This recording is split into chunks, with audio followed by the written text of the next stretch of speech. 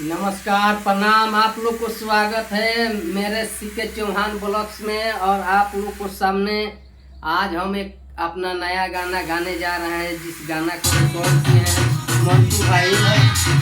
देखिए बजा रहे हैं, थोड़ा ब्रेक बांध रहे हैं, तब तक हम आप लोग को बता रहे हैं प्लेन वॉइस में कि कहती टाइम पास कोई अरे दिलवा हमर लेके, अरे कहती टाइम पास कोई दिलवा हमर लेके मौका पाके भाग गइल हौ छिनरी धोखा देके।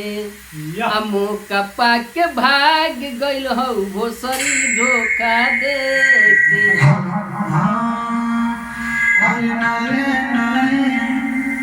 अरे कहाँ छोड़ के गइलू ए भोसरो, बानी बेचैन काल भोरवे से।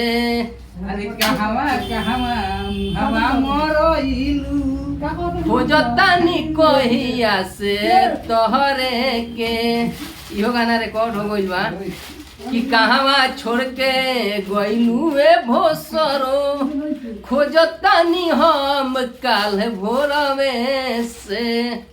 अब पहिले तो छोड़तो ना रहलू ह, धरत में हमारा के कोरवो से।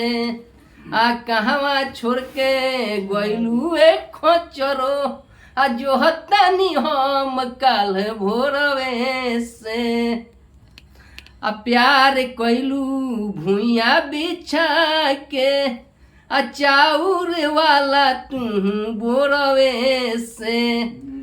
कहाँ छोड़ के गइलू ए खोचरो, जोहतानी हम काल भोरवे से। अब रहनी पीटाइल तारा घरवा, मिलनी समझी के चोरवे से। अरे कहाँ छोड़ के गइलू ए खोचरो, रोतानी हम काल भोरवे से।